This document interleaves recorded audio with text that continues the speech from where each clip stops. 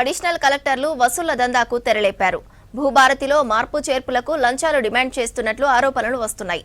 అన్ని సక్రమంగా ఉన్న పైసలిస్తేనే ఫైల్స్ క్లియర్ చేస్తున్నారు. 9 జిల్లాల నుంచి ప్రభుత్వానికి పెద్ద ఎత్తున ఫిర్యాదులు వస్తున్నాయి. అధికారుల అక్రమ వసూళ్లపై సీఎంఓ సీరియస్ అయినట్లు తెలుస్తోంది. రైతులను ఇబ్బంది పెడుతున్న అధికారులను ఉపేక్షించేది లేదని చెప్పినట్లు అధికారిక వర్గాలు తెలిపాయి.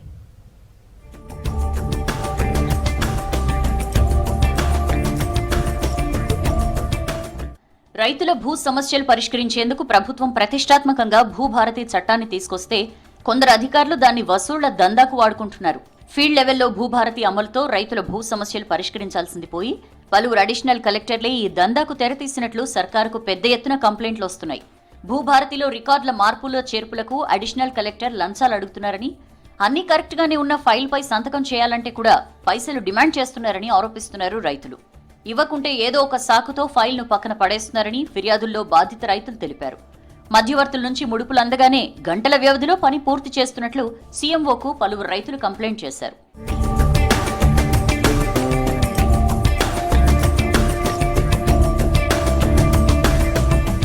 రెవెన్యూ వ్యవస్థలో పారదర్శకత తీసుకొచ్చేందుకు ప్రభుత్వం కృషి చేస్తుంటే కొందరు ఆఫీసర్లు మాత్రం పాత పద్ధతుల్లోనే దందా కొనసాగిస్తుండడంపై సీఎం రేవంత్ సర్కార్ సీరియస్ అయినట్లు తెలుస్తోంది.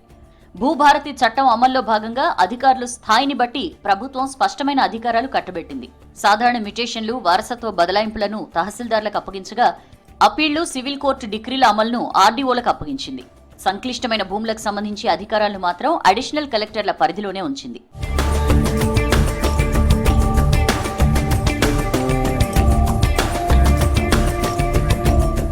నిషేధిత జాబితా 22A నుంచి భూముల తొలగింపు, ప్రభుత్వ భూమిగా పొరపాటున నమోదైన సర్వే నంబర్ల సవరణ, డేటా కరెక్షన్ మాడ్యూల్స్, విస్తీర్ణంలో తేడాల సవరణ, ఆర్డీఓ ఉత్తర్వులపై వచ్చే అప్పీళ్ల వంటి కీలక అధికారాలు అడిషనల్ కలెక్టర్లకే ఇచ్చింది. ఈ అధికారాల్ని అడ్డం పెట్టుకుని అడిషనల్ కలెక్టర్లు దందాకు తెరతీశారు. రెవెన్యూ సదస్సులో వచ్చిన క్లిష్టమైన సమస్యలన్నీ వీరి లాగిన్లోనే ఉండటంతో ఒక్కో సంతకానికి రేటు కట్టి మరీ వసూలు చేస్తున్నారనే ఆరోపణలున్నాయి. వీటికి అదనంగా భూభారతి పోర్టల్లో అప్లికేషన్లు పెట్టుకున్న వాళ్ల పరిస్థితి అట్లనే ఉందని తెలిసింది.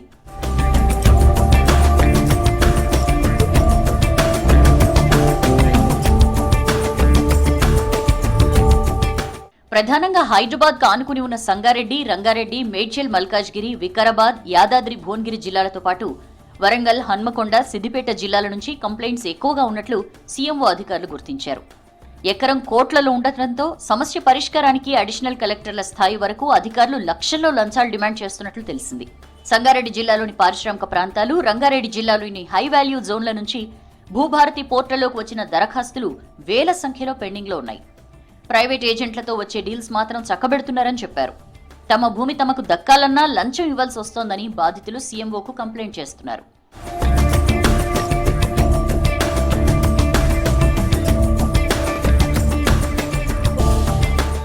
అన్నీ కరెక్ట్గా ఉన్నా రికార్డుల్లో చిన్న చిన్న తప్పులు సరిచేసుకోవాలంటే రైతులు నానా తంటాలు పడాల్సి వస్తోంది. అడిగినంత ఇచ్చుకోలేని సామాన్య రైతుల దరఖాస్తులను ఏదో ఒక సాకు చూపి అధికారులు పక్కన పడేస్తున్నారు. లేదంటే విచారణ ఉందనే కారణంతో డొంక తిరుగుడు సమాధానాలు చెప్తూ టైంపాస్ చేస్తున్నారు. తహసీల్దార్లు, ఆర్డీఓలు రిపోర్ట్ రాసి కరెక్షన్ చేయాలని, నిషేధిత జాబితా నుంచి తొలగించాలని రికమెండ్ చేసిన భూముల విషయంలోనూ అదనపు కలెక్టర్లు రిమార్కులు రాసి పక్కన పెడుతున్నారు.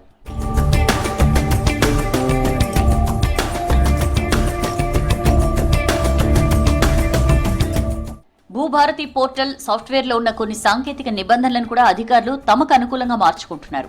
డాక్యుమెంట్లు సరిగా లేవని రిజెక్ట్ చేయడం, లేదా సివిల్ తగ్గదా అని ముద్ర వేసి పక్కన పెట్టడం కామన్ గా మారింది. వాస్తవానికి రైతుల దగ్గర పక్కా ఆధారాలు, లింక్ డాక్యుమెంట్లు ఉన్నప్పటికీ వాటిని పట్టించుకోవడం లేదు. ఎంతో కొంత ఇస్తే మాత్రం నిబంధనలు కూడా పక్కన పెట్టి రికార్డుల్లో మార్పులు చేస్తున్నట్లు ప్రభుత్వానికి చాలా కంప్లైంట్స్ వస్తున్నాయి.